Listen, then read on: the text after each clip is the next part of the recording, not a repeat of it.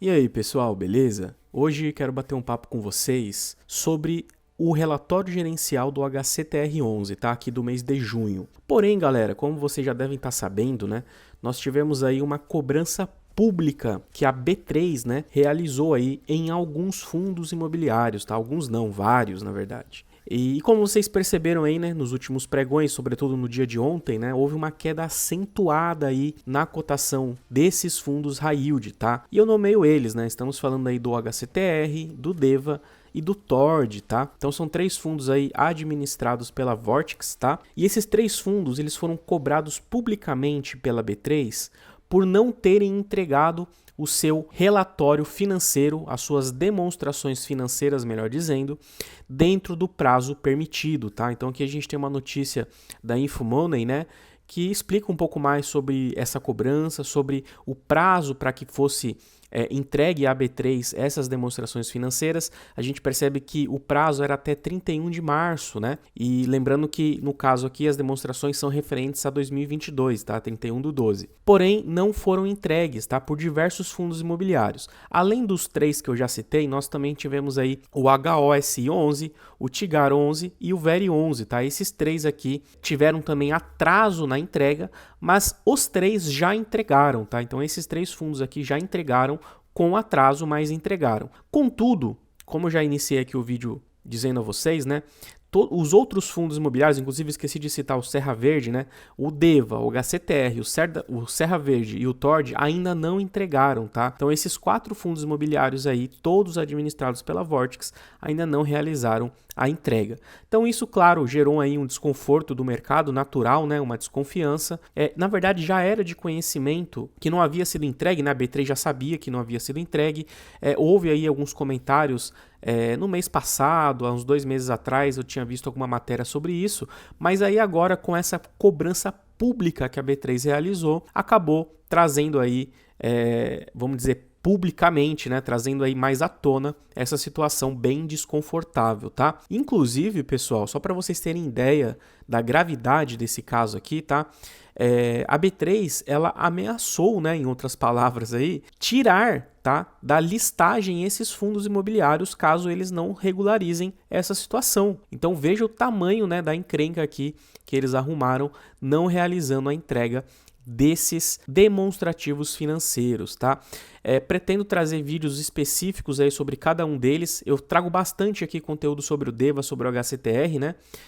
Mas também vou trazer aí do TORD, do Serra Verde, dos próprios três fundos anteriores que já entregaram em atraso, tá? Então fica de olho aí no canal, que eu vou trazer conteúdo bem interessante sobre esses fundos também. Mas como nós tivemos aí uma queda acentuada do HCTR, vou até trazer para vocês aqui, ó. Veja aqui o declínio, né? Desde aí do anúncio da cobrança pública da B3, houve uma queda aí de quase 4% aí no último 5% agora, ó, atualizando, né? No dia de hoje, ó, já abriu o pregão aqui, lembrando que agora são 10h20, abriu o pregão já caindo mais um pouquinho, mais 2%, tá? Então, estamos chegando aí na casa dos 6% de queda no HCTR, tá? E isso aqui se verifica também em todos os outros fundos que eu mencionei. Veja que nos últimos 5 dias o DEVA teve uma queda aí de 6,5%, tá? Bom, dito isso, pessoal, eu quero analisar com vocês aqui o relatório gerencial do HCTR do mês de junho, tá? Lembrando que ele foi disponibilizado, salvo engano, no dia 22, semana passada, mas eu só consegui fazer essa análise agora, tá? Então teve esse pequeno atraso aí de alguns dias, mas eu acho importante a gente dar uma analisada no fluxo de caixa para entender o rendimento que ele distribuiu, que foi de 50 centavos, né? Lembrando que o HCTR vem mantendo aí a distribuição de 50 centavos nos últimos 4 meses, tá? Então vamos entender aí qual a composição desse resultado.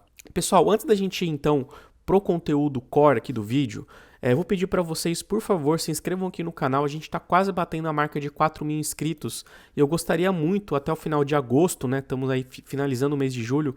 Até o final de agosto, quem sabe chegar nos 5.000 inscritos. Seria uma meta muito gratificante, muito legal da gente atingir. Já temos aí quase não, né? Temos aí 124 vídeos publicados já. Então se inscreve aí, dá aquela moral pra gente, curte o vídeo também, tá? Ajuda demais aqui a gente ter mais visualização, porque impulsiona o vídeo pro algoritmo do YouTube distribuir ele para mais pessoas. E por fim, pessoal, eu abri o meu Instagram, tá? No começo do mês ele era fechado, né, meu Instagram pessoal, e eu abri ele recentemente justamente para tornar aí a conta um pouco mais profissional. Então eu tenho trazido aí conteúdo de investimento bem interessante, notícias importantes, né? Ontem, inclusive, falei sobre o dólar, né, que tivemos uma queda aí acentuada do dólar. Salvo engano, ele está cotado aí a 4,74, tá? Então é uma oportunidade muito interessante para quem gosta aí de investir no exterior. Vocês sabem que hoje em dia a maior parte do meu patrimônio está alocada no exterior. Inclusive pretendo trazer vídeo sobre isso também, mas o tempo tá tão difícil que não consegui gravar ainda. Mas enfim, me sigam lá no Instagram, @IanFerreiraME, tá? Ian com Y. E lá você vai ter acesso aí, claro, a vários conteúdos relacionados a investimento, fundos imobiliários, notícias em geral, beleza? Conto com o apoio de vocês. Bom, vindo aqui para o core do vídeo, pessoal, eu tô aqui com o relatório do HCTR aberto, tá? E eu vou pular aqui essas informações que ele traz, né, da tese de investimentos, da situação dos CRIs que estão inadimplentes, porque ele cita aqui, né, alguns CRIs que estão inadimplentes, no caso aí do Gramado Parques, no caso do circuito de compras que teve inadimplência aí no começo do ano, né? Enfim, a ideia aqui do vídeo é a gente analisar o fluxo de caixa para entender a composição do resultado.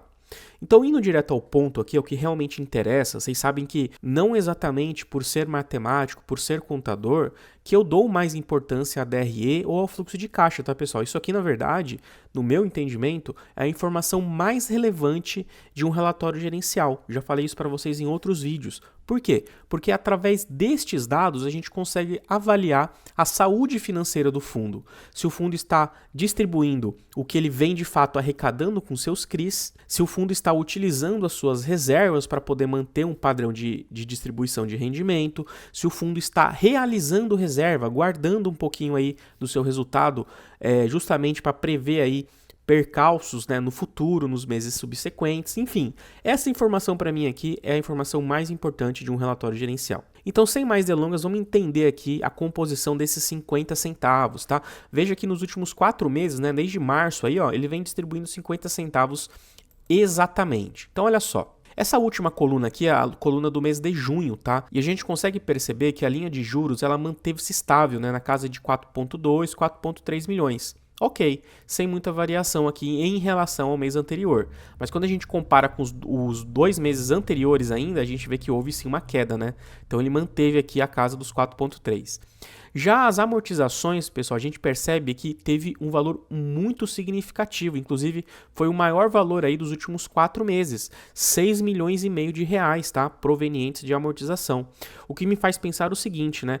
Caso não existisse essa receita aqui bem acima da média dos últimos 3 meses, que está na casa aí dos 2,8, 3 milhões mais ou menos, qual seria o resultado do HCTR, né, pessoal? Então, se por um lado a gente fica aliviado, porque essas amortizações aí antecipam o recebimento do fundo, né, dos credores, dos CRIs, e fazem com que o rendimento seja majorado, por outro lado a gente se preocupa, porque a gente sabe que essas amortizações não são necessariamente recorrentes, tá? Sobretudo neste valor aqui tão elevado. Bom, aqui a gente tem compra e venda não teve, né? Resgate antecipado também não.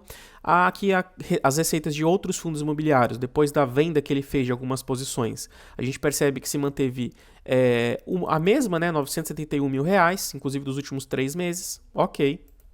Aqui a gente tem o rendimento de caixa que o fundo tem, né? Aí aplicado aí em renda fixa, 82 mil reais, está dentro aí do padrão dos últimos meses, né? E aqui, pessoal, o que chama bastante atenção é o seguinte, né? É o valor que ele teria de distribuição aí para o mês de junho. A gente percebe que o resultado foi de 10 milhões e 600 mil reais, um resultado bem acima, diga-se de passagem, do mês de maio, né? Que registrou 7 milhões aqui, vocês podem perceber. Mas lembra vocês que essa diferença aqui, na verdade, se dá muito por conta desse aumento significativo em amortizações, tá? A gente está falando aí de mais ou menos 4 milhões e 100 mil reais, ou seja, quase a diferença, até mais do que a diferença aqui, né? Então é algo que a gente tem que tomar um certo cuidado, sobretudo porque quando a gente olha o que foi de fato distribuído, foi um valor ainda maior, né? Ele distribuiu 11 milhões e 42 mil reais justamente para manter aqui os 50 centavos por cota que ele vinha distribuindo nos meses anteriores. Ou seja, para que ele mantenha a distribuição de 50 centavos por cota, ele precisa realizar uma distribuição de 11 milhões de reais. mesmo com a amortização estando na casa dos 6 milhões e 600 mil, ele ainda assim não foi capaz de chegar nesses 11 milhões e 42. Ou seja, ele teve que utilizar aqui parte da sua reserva. Tá? A gente pode perceber que nos últimos meses, sobretudo aqui no mês de abril, né, houve uma reserva que ele realizou. O fundo teve um resultado de 16 milhões e 600 e distribuiu 11. Então ele conseguiu fazer uma reserva aqui de 26 centavos. Parte dessa reserva foi utilizado aqui logo em seguida, né, no mês de maio. E parte da reserva foi utilizado aqui no mês de junho, justamente para manter esses 50 centavos. Mas o que a gente consegue concluir de todos esses números, né? Talvez aqui a conclusão mais importante aqui do vídeo, claro, do meu ponto de vista, né? A gente percebe que o fundo, ele tende a não conseguir manter esse patamar de distribuição nos meses subsequentes, tá? Talvez agora no mês de julho, né, que deve ser pago aí deve ser anunciado no 5º dia útil de agosto, ele ainda consiga utilizar alguma reserva que ele venha a ter para manter os 50 centavos, mas eu acho que dificilmente ele vai manter esse patamar, sobretudo por conta da deflação que nós tivemos aí no mês de junho, né? Então, essas receitas certamente serão impactadas no futuro, talvez aí no mês de agosto e setembro. Claro que a gente precisa considerar os waivers que foram concedidos aí, né, a carência que foi concedida pelo fundo aos credores daqueles CRIs que estão inadimplentes. Lembrando que boa parte aí da carência vai até o final desse ano, tá? Então a tendência é que os rendimentos desse fundo aqui volte a patamares superiores a 50, 60 centavos, somente lá em novembro, dezembro, tá? Então é uma previsão aí até otimista conseguir manter 50 centavos até outubro, novembro, e a partir de dezembro aí, com esses CRIs que estão né, em prazo de carência, voltando a realizar os pagamentos para o fundo, a gente tende a ter uma receita de juros aqui maior, tá? Lembrando que se a gente fosse considerar o resultado contábil, veja que a receita de juros seria de mais ou menos 18 milhões de reais, pessoal. Olha que loucura, né? A gente está falando aí de uma diferença de 14 milhões de reais do resultado contábil, que é o resultado que deveria, entre aspas, ter acontecido, né? Que é o fato gerador, o resultado do fato gerador, para o resultado que de fato entrou na conta bancária do fundo, no caixa do fundo. Beleza? Galera, se você curtiu esse conteúdo, se inscreve aí no canal mais uma vez, me siga no Instagram, Ian Ferreira ME, tá? Tudo junto, tá aí na telinha para vocês. E curte o vídeo também para dar aquela moral pra gente, beleza? Valeu!